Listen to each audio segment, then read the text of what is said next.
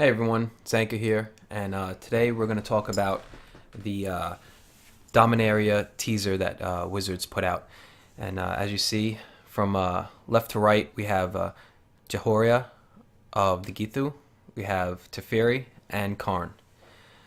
I want to go into a little bit of history of these three characters and what role they played in defeating Yawgmoth and where we are today with them. First off, we're going to go through Karn.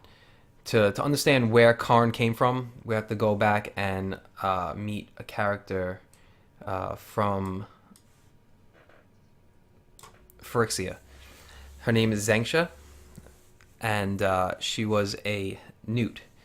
Before any Phyrexian is completed, they're grown in flesh vats, and they become a newt. Basically, human form, all human processes, systems, and all that. She was able to escape Phyrexia, and she met up with Urza. Urza took her in and basically was going to use her to find out little secrets about Phyrexia because she was born there. But over a millennia of traveling together, they became really good friends. During this time, she told Urza that every newt is born with what she calls a heart in the form of a power stone. So the Phyrexian priests basically take their hearts when they're born or grown in the vat and put it into the vault. And they use that against these newts to make them do what they want because they have their heart. They could destroy them at any time. Reading the books, I think the Power Stone heart is more of her soul. It's her basic essence, if you will. So she gets into a battle with Gix, and she dies. She dies while defeating Gix, and Urza holds on to her heart or soul Power Stone.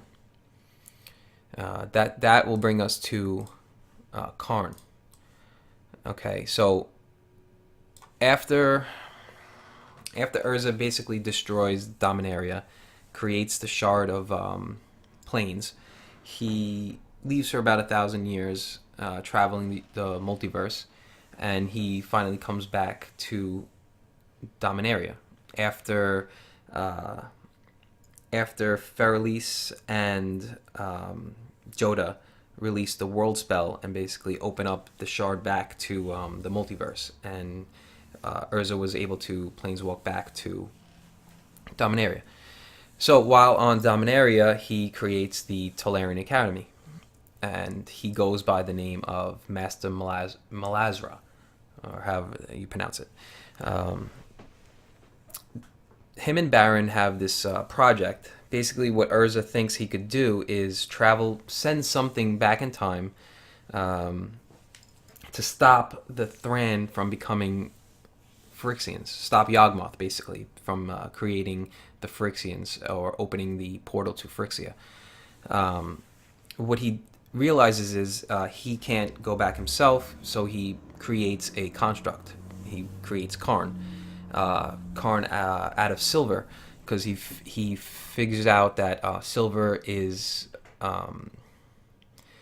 could withstand the pressures of time traveling. So that's where we get Karn Silver Golem. To basically bring Karn to life, Urza takes the Power Stone of Zengxia and puts it into Karn, so it gives him life. That's why I always thought that it was her soul that was inside him. While at Teleria, Baron feels that Urza should let Karn explore the island and meet people, because he's basically just born, so he's not a baby per se, but like very immature, so he doesn't know what's going on. He goes around the school, he meets a few people, he meets Jahoria and Teferi. Teferi was a Before we get to Teferi, let's go to Jehoria first.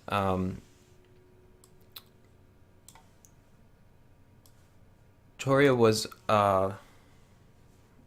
artificer. Basically, Terraria was split up into two schools: the artificers and the mages, the magic workers and the construct workers. So Jehoria was a very nice person. She kind of took Karn in and showed him around. She was, I want to say, around 17, 18, 19 years old, around that age. She was lonely and wanted companionship. When she used to go to this island, not island, beach on Teleria, and she found a guy named Kurek who basically washed ashore. Turns out that he was a sleeper agent for Yawgmoth and let the Phyrexians in and basically destroyed the whole school, killed everyone. Karn, losing his friend, decides to time travel and stop that from happening. Then we have Teferi, who was, here he is. He was a mage. He was one of the top mages, but he was I don't want to say class clown, but he was a troublemaker. Because he was so good, he felt he was better, and he made fun of Karn all the time. Called him Artie Shovelhead, and what could we say about Teferi? Oh, Teferi had a huge crush on Jehoria, but he was younger. He was like 14, 15, and Jehoria was like 18, 19. So she never really paid any attention to him. Well, she paid attention, but never gave him, second look as a love interest. So that was his like main beef with Jehoria, because she was hanging out with Karn, and he wanted the attention, whatever. Okay, so during one of Urza's time travel experiments, he basically blew up Teleria and created time rifts within the island. Slow time, extremely slow time, fast time, and extremely fast time rifts, and then normal time. A lot of the students, teachers were killed. Urza, Baron, and a bunch left.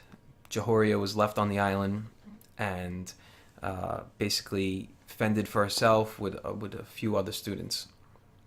Teferi got caught in a super slow time rift where he would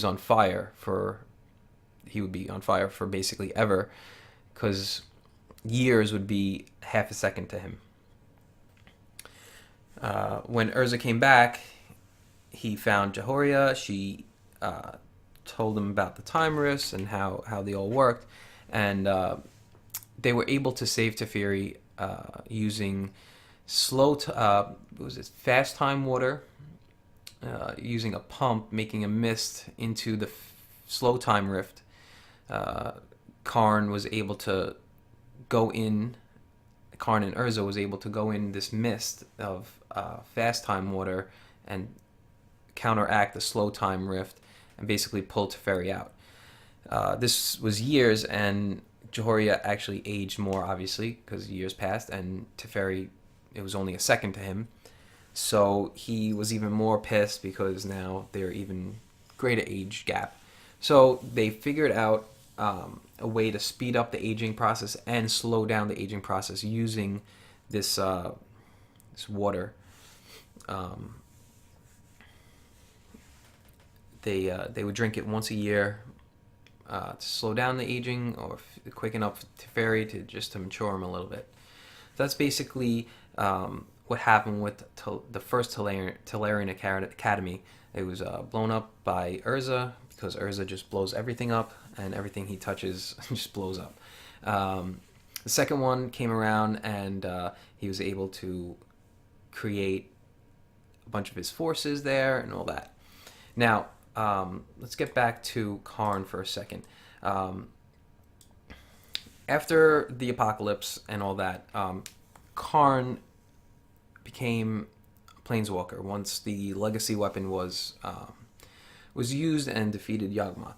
The spark, I always felt, was not Karn's himself, but was the Phyrexian newt, Xanxa's, her spark, because it was basically her soul that powered him. I find that interesting.